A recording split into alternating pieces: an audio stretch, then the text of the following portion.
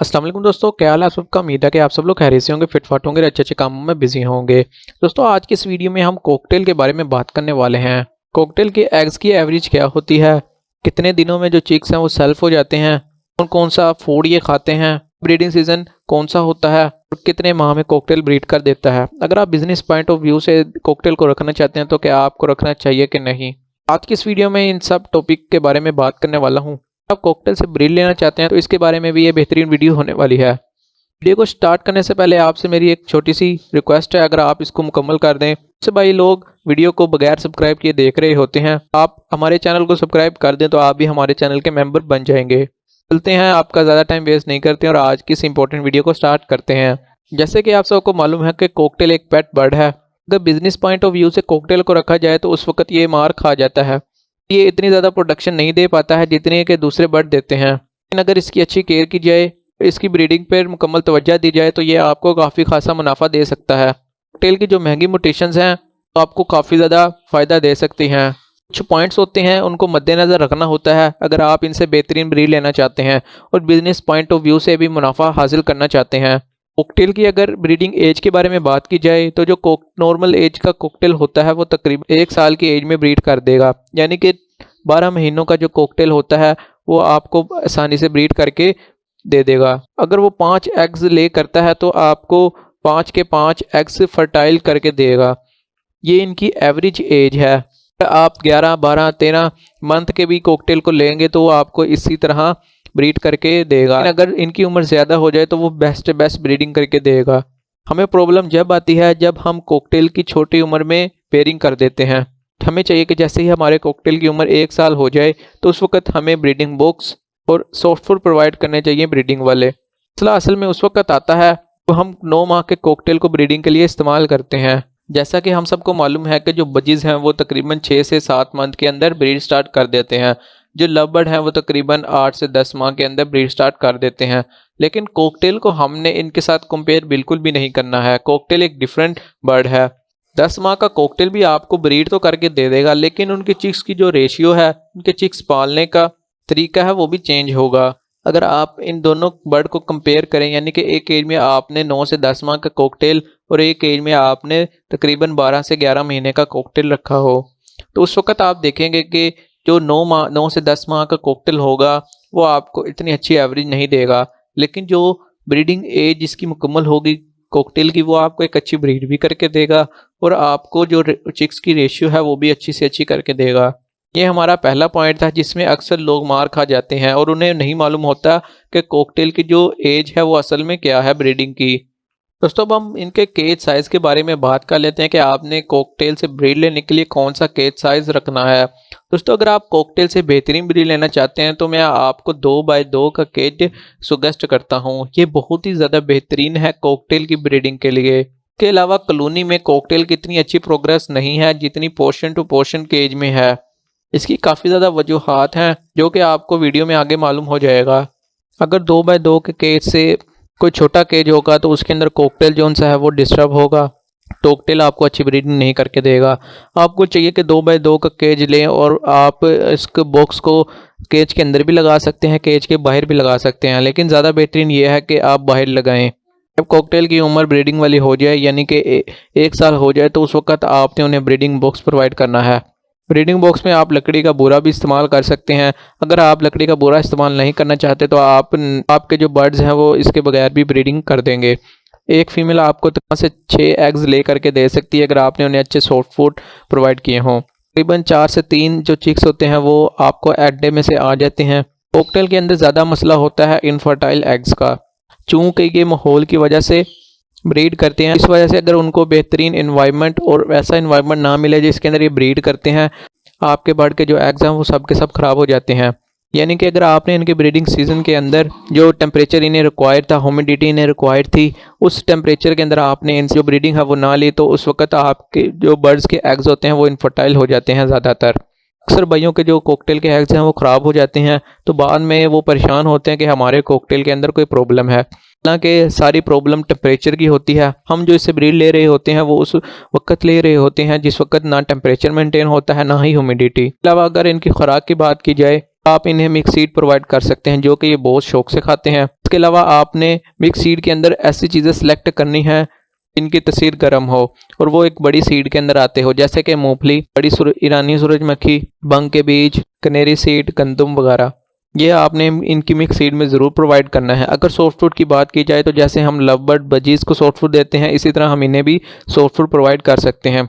अगर मल्टीविटामिन और calcium supplement की बात की जाए तो जैसे ही आप बजीज़ और लव बर्ड्स को मल्टीविटामिन देते हैं, वैसे ही मल्टीविटामिन आप इनको भी प्रोवाइड करें। फूड के अंदर आप गंदम उबाल के दे सकते हैं, चने उबाल कर दे सकते हैं, चावल उबाल के दे सकते हैं, हरे मूंग की दाल उबाल के दे सकते हैं, लोबिया दे सकते हैं, तिल भी मिला सकते हैं सॉफ्ट फूड के अंदर।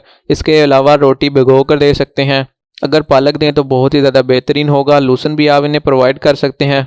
अगर चिक्स सेल्फ की बात की जाए कि जो कॉकटेल का जो चिक्स होता है वो कितने दिनों में सेल्फ होता है, ये तकरीबन 2 माह 15 दिन ले लेता है। अगर बजीज़ की और लवबर्ड की बात की जाए तो जो बजीज़ का चिक होता है वो 1 माह 10 दिन और लवबर्ड का 1 माह 15 दिन 20 दिन ले लेता है सेल्फ होने में। लेकिन जो कॉकटेल का चिक होता है वो तकरीबन 2 माह 15 दिन या इससे ज़्यादा भी इसको लग जाते हैं। और सेल्फ होने के बाद भी आपको इनकी केयर करनी होती है, क्योंकि अगर हम इनकी केयर नहीं करेंगे, चिक्स होता है उसको इतना मालूम नहीं होता है। जो फीमेल होती है वो भी इसको फीड करवाना छोड़ देती है। उस वक्त जो चिक्स होता है वो भूखा होता है, वो खुद बॉक्स से तो बाहर आ जाता है और आहिस्ता आहिस्ता खाना भी स्टार्ट कर देता है, लेकिन इतना खाता नहीं है जितना उससे रिक्वायर हो। इस वजह से हमें उनकी फीडिंग भी करवानी पड़ती है बाज़ औक़ात। अगर कॉकटेल की ब्रीडिंग सीज़न की बात की जाए तो ये through out the season breed करता है। अगर आप सारा साल इनसे ब्रीड लेना चाहें तो ले सकते हैं, लेकिन अगर एक कॉकटेल के पेड़ ने आपको 3 मरतबा ब्रीड करके दे दी है तो आपको चाहिए कि उसे 3 माह का गैप दें, ताकि अगले सीज़न में आपको अच्छी ब्रीड करे। कॉकटेल टेम्परेचर को तो मेंटेन कर लेता है, यानी कि टेम्परेचर अगर ज़्यादा भी हो तो तब भी सह लेगा, अगर कम भी हो तो तब भी सह लेता है और उसके अंदर ब्रीड भी कर देता है। लेकिन ह्यूमिडिटी जो सी है वो इसके बस में नहीं रहती है। ह्यूमिडिटी को कंट्रोल करने के लिए आपको ही कुछ करना पड़ता है। ह्यूमिडिटी तकरीबन 40 से ऊपर और 80 के नीचे होनी चाहिए। अगर ऐसी ह्यूमिडिटी होगी तो तभी कॉकटेल जो है वो ब्रीड करेगा। कॉकटेल के अंडे इनफर्टाइल होने की काफ़ी ज़्यादा वजूहात ह्यूमिडिटी ही होती है और ह्यूमिडिटी कंट्रोल ना होने की वजह से कॉकटेल के अक्सर चिक्स मर जाते हैं।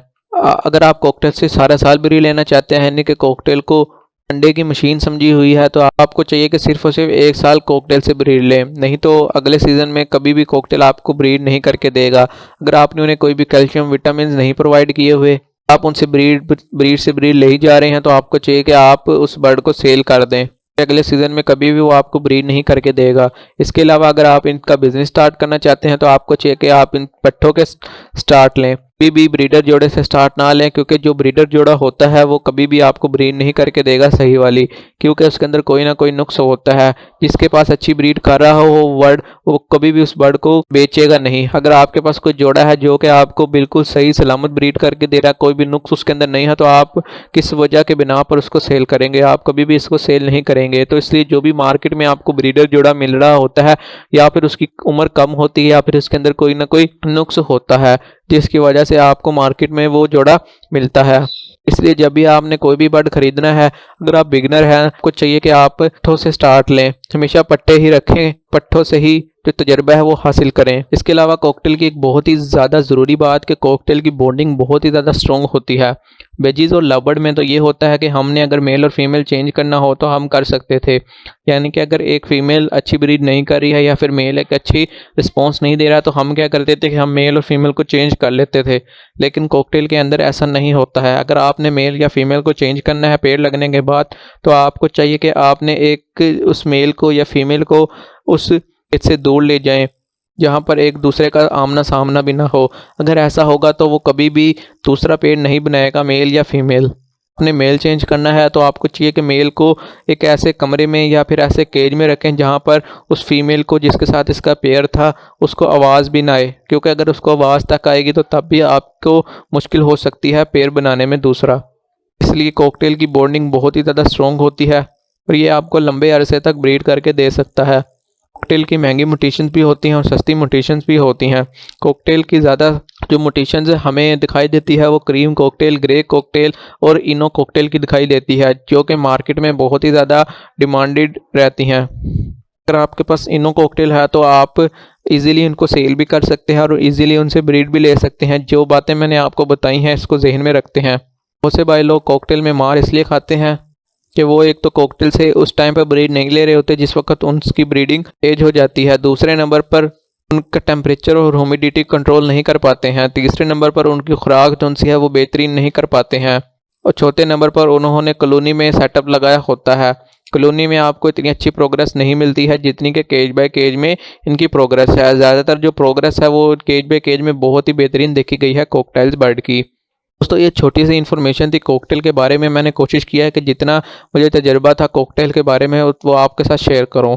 दोस्तों मैं उम्मीद करता हूं कि आपने अगर कॉकटेल रखे हुए हैं तो आप इन बातों को ज़रूर फॉलो करेंगे और अच्छी से अच्छी ब्रीड हासिल करेंगे कॉकटेल से। आपका भी किसी भी बर्ड के हवाले से सवाल है तो आप हमें इंस्टाग्राम पर मैसेज कर सकते हैं और फॉलो भी कर सकते हैं। इसके अलावा किसी भी तरह की प्रमोशन के लिए भी आप हमें इंस्टाग्राम पे मैसेज कर सकते हैं। हम आपके बर्ड अपने यूट्यूब चैनल पे भी लगा सकते हैं अगर आप इनको सेल करना चाहते हैं। आपने ज़रूर बताना है कि आपको ये वीडियो कैसी लगी। क्या आपने कॉकटेल रखे हुए हैं और उनसे ब्रीड ली हुई है, इसके बारे में भी कमेंट में ज़रूर बताइएगा। दोस्तों आज के लिए इतना ही। अभी राना जंजे भाई को दें इजाज़त, मिलते हैं एक नेक्स्ट वीडियो में। तब तक के लिए अल्लाह हाफिज़।